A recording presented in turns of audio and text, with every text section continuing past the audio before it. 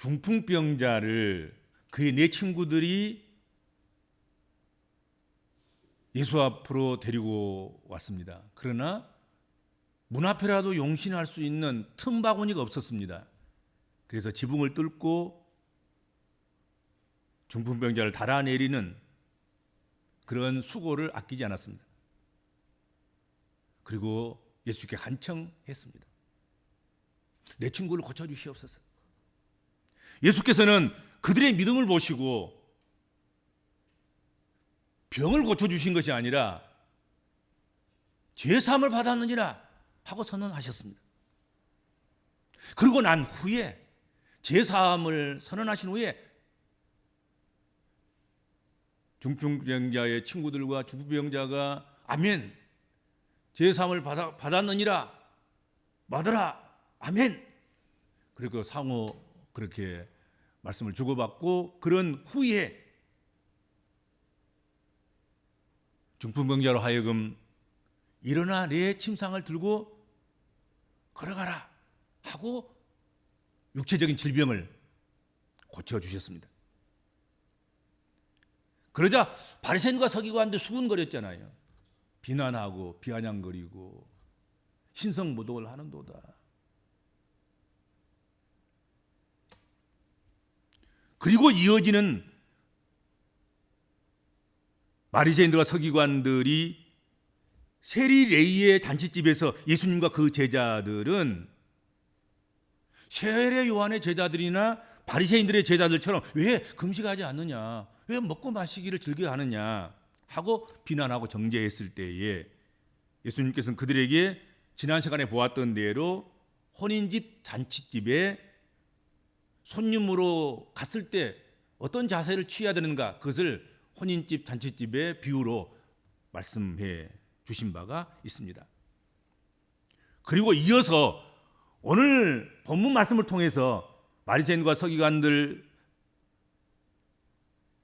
그들에게 부인하거나 거절하거나 다른 의견을 제시할 수 없을 만큼 아주 상식적이고 아주 원리적인 그런 교훈을 주시기 위해서 오늘 본문에 또 비유하여 이르시되, 혼인집 잔치집의 그 이야기를 비유로 하신 후에 또 연속적으로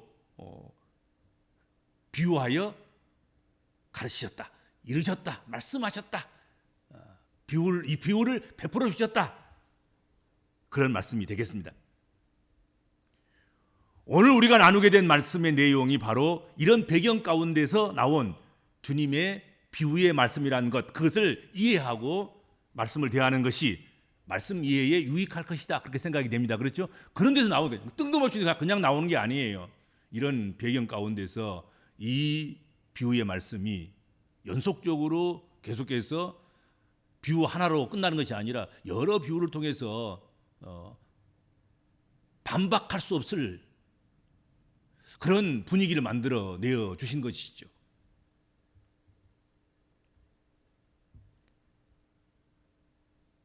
예수님께서는 레이가 마련한 잔치자리에서 거기 모여 있는 이들에게 상식적으로 있을 수 없는, 있어서는 안 될 세 가지 비유를 오늘 본문 말씀을 통해서 해주고 있습니다.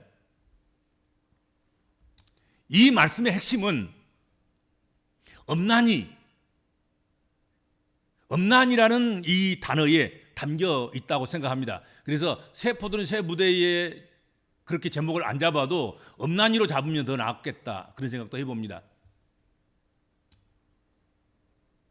정상적인 사람으로서는 그 누구라도 그렇게 하는 자가 없다. 엄난이. 예수님께서 말씀하신 첫 번째 엄난이, 그런 자가 없다. 어떤 사람이 없냐? 새 옷에서 한 조각을 찢어, 새 옷을 찢는 거예요. 이 바보 같은 것이. 새 옷에서 한 조각을 찢어 낡은 옷에다 붙이는 자가 없나니, 이런 사람은 없다. 왜 그렇게 하는 자가 없다는 것입니까? 왜 그런 자가 있을 수 없다는 것입니까? 그것은 그렇게 하는 것, 그것은 새 옷을 찢을 뿐이고 또 새 옷에서 찢은 조각이 낡은 것에 어울리지 아니하기 때문이다. 그렇게 오늘 성경에 말씀하고 있습니다. 옷을 깁는 목적을 벗어나 찢는 역할을 한다는데 그렇게 할 사람이 누가 있겠냐 말이죠.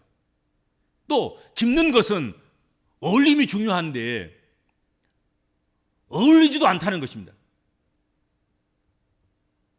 그러니 그렇게 하는 자가 누가 있겠는가? 요즘은 옷을 기어 입는 경우가 거의 없을 것입니다. 뭐 전문적인 세탁소에나 수선집에나 맡겨버리고 그러지. 그러나 예수님 시대에는, 성서 시대에는, 또 예전에는 모두가 다 대부분 자기 집에서 자기 옷들을 기워 입었다 하는 것이죠. 그렇죠?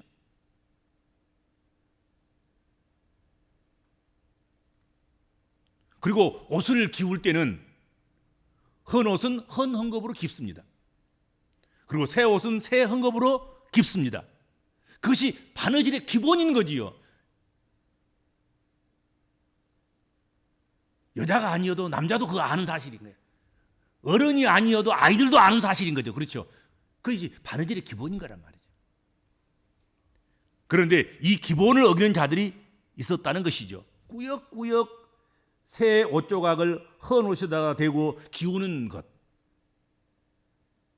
그래서 결국은 새 헝겊 조각도 버리고 헌 옷도 버리게 되는 그런 일들을, 그와 같은 일들을 하는 이들이 있었다 하는 것입니다.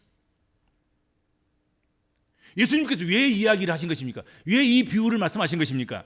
바로 바리새인들과 그들의 서기관들이야말로 바느질할 때 아무도 그렇게 하지 않는, 아무도 그렇게 하는 이가 없는 그것을 그들만이 그렇게 하고 고집부리고 있다 하는 거예요. 예, 바리새인과 서기관들 들으라고 하신 말씀이죠. 또 두 번째로 없는 이는 어떤 자가 없냐? 새 포도주를 낡은 가죽 부대에 넣는 자가 없다. 새 포도를 다 낡아 빠진 그런 가죽 부대에 넣는 자가 누가 있겠느냐? 그런 사람은 없다. 왜 그렇게 하는 이가 없다는 것입니까? 그것은 만일 그렇게 하면, 그렇게 하는 자가 있다고 하면 새 포도주가 부대를 터뜨려서 포도주가 쏟아지고 부대도 터져서 못 쓰게 되는 두 가지 일이 한꺼번에 흉악한 일이 일어나는 그런 결과를 초래하는 것 때문이다.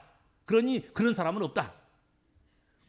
새 포도주도 망치고 부대도 터뜨려서 버리고 이것도 버리고 저것도 버리고 다 잃게 되는 그런 결과를 초래하기 때문에 그렇게 하는 사람이 없다는 거지요.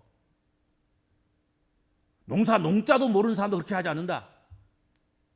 농부만 그렇게 하는 것이 아니라 모든 사람들은 새 포도주는 새 부대에, 묵은 포도는 낡은 부대에. 그러면 이것도 살고 저것도 살고 이것도 지키고 저것도 지킬 수가 있다. 그렇게 말씀하신 거죠.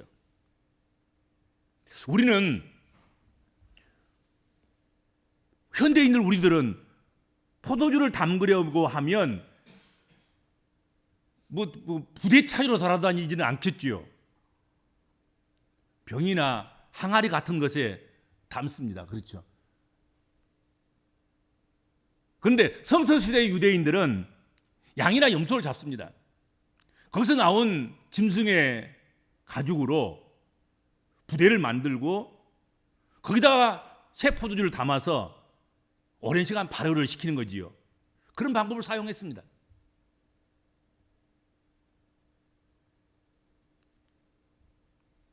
포도주는 이렇게 시간을 들여서 발효를 거쳐야 맛이 나는 음료인 거지요.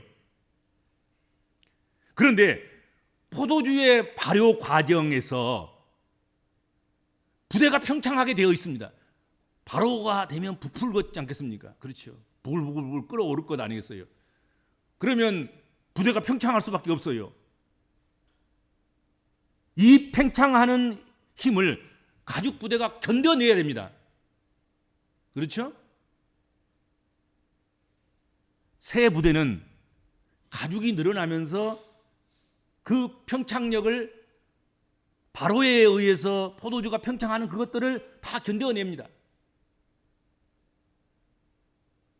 배가 부풀기도 하고 그렇죠. 그러나 낡은 가죽 부대는 가죽이 이미 늘어날 대로 다 늘어난 상태여서 새 포도주의 발효의 힘을 견뎌내지 못한다 하는 것이죠. 그래서 부대는 터지고 포도주는 쏟아지고 만다 하는 것입니다. 결국 새 포도주도 버리고 낡은 가죽 부대도 버리게 된다. 그런 얘기죠. 그러니 그 누구라도 포도주를 담궈 발효를 시킬 때에는 새 포도주는 새 부대에 넣어서 발효를 시킨다는 것. 그것은 상식 아니겠습니까? 그런데 바리새인들과 그들의 서기관들은 아무도 하지 않는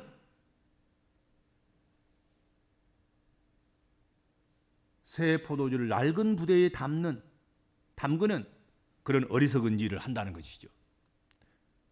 그런 일을 부끄러운 일도 모르고 자신들의 삶 가운데서 실천하고 실행하고 지킨다 하고 주님께서 말씀하신 것입니다.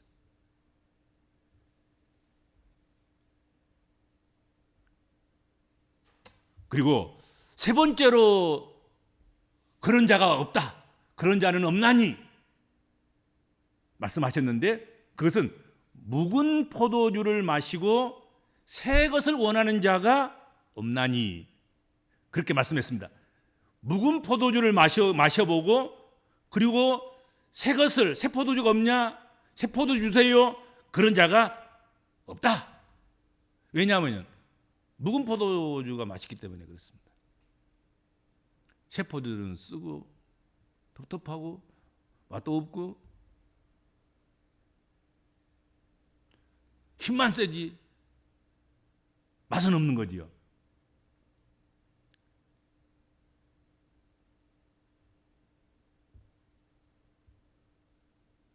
오늘 본문에도 나오잖아요. 왜 그렇게 하냐? 왜 묵은 포도주를 마시고 새 것을 원하는 자가 없냐? 다 새 것이 좋다고 다른 사람들이나 또 다른 일에 대해서는 새 것 찾는데 왜 포도주만큼은 묵은 포도주를 마신 사람들은 새 것을 원하지 않느냐? 왜 그렇게 하는 자가 없다는 것입니까? 그것은 이는 묵은 것이 좋다 함이기 때문이다 하고 오늘 성경에 오늘 답을 말씀하고 있어요. 예수께서 묻고 답하시고 그렇게 하시는 것이죠. 포도주는 발효 과정을 얼마나 거쳤느냐가 맛과 가격을 결정하는 것입니다. 세월이 얼마나 흘렀느냐, 얼마나 긴 발효의 시간들을 겪었느냐, 그것이 맛을 결정하고 가격을 결정한다 하는 것이죠. 묵은 포도주는 오래 묵은 포도주는 맛이 좋아서 가격이 대단합니다. 가난한 사람은 마실 수 없어요. 부자도 선뜻 마시기 힘들죠.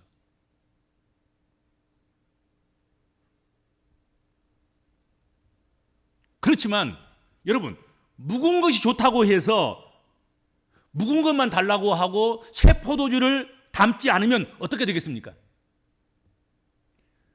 사람들이 다 묵은 것만 찾아. 그러니까 묵은 것만 내놔야 돼. 그러면서도 새 포도주는 담지 않으면 어떻게 되겠습니까? 묵은 것은 한계가 있습니다. 계속 묵은 것이 나오질 않아요.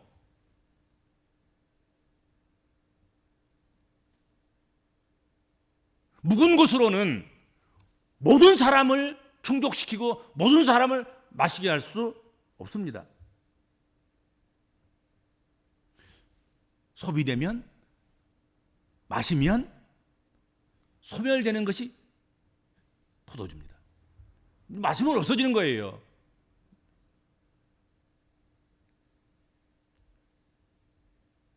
그러므로 묵은 맛 좋은 포도주를 원한다고 하면 끊임없이 새 포도주를 담궈서 시간과 세월을 투자해서 긴 발효 과정을 거쳐서 묵은 포도주를 만들어야 하는 거예요.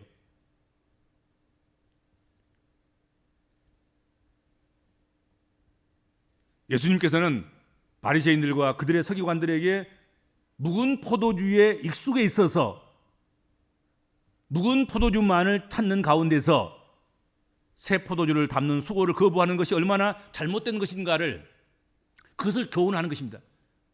자꾸 묵은 것만 맛있다고 그것만 달라고 그러면서 새 포도주는 따지도 않고 담지도 않고 발효의 과정을 거치기 위해서 세월을 보내지도 않고 시간을 투자하지도 않고 인내하지도 않고 기다리지도 않고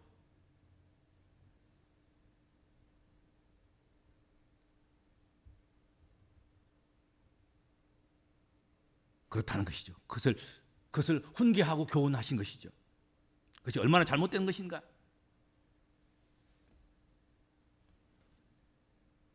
사람들은 익숙한 방식에 안주하면서 새로운 진리와 순종의 요구를 낯설어 합니다. 그래서 거절합니다. 그래서 묵은 것이 좋다라고 말하면서 변화와 새 은혜를 거부하는 것입니다. 그러니까 이 구절은 단순히 옛 것을 칭찬하는 것이 아니라 인간의 마음의 그 관성이 새로움을 거부하는 그 모습을 아주 강하게 경고하는 그런 말씀으로 오늘 이 말씀을 우리가 이해하고 받아들여야 되겠다 하는 것입니다. 육신만 관성이 있는 것이 아니에요. 우리의 마음도 우리 영도 관성이 있어요. 그 관성에 묶여서 그렇게만 가려고 하는 것이죠. 그것을 깨트리고 그걸 거부하고 새로움에 대해서 환상을 가지고 희망을 가지고 소망을 가지고 받아들이고 그렇게 해야지 희망이 있는 것이고 변화가 일어나게 되는 것이고 새로운 역사가 이루어지게 되는데 말이죠. 그렇지 않겠습니까?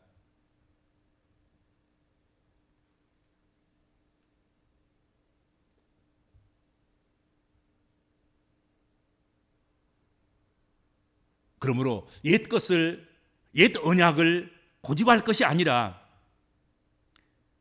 예수께서 가져오신 새 언약의 필요성을 인식하고 그리고 옛 언약을 버리고 새 언약을 받아들이는 그런 결단이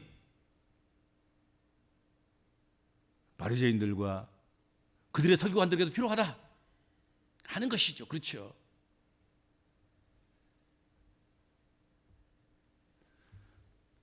새 것과 낡은 것은 함께 붙여놓으면 서로를 찢고 터뜨리고 맛을 잃게 만드는 그런 결과를 가져오므로 상식 수준만 지녔어도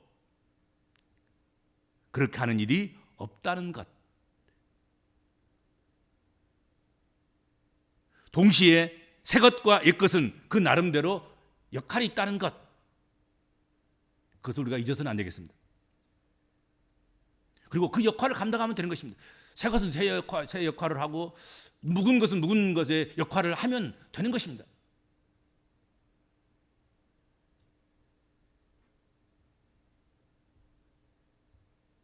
그러나 우리의 신앙생활이 옛 것에 익숙한 나머지 단순한 습관이나 전통 유지에 머물면 복음의 새로운 능력과 권세를 그 힘을 놓칠 수가 있다 하는 것이죠.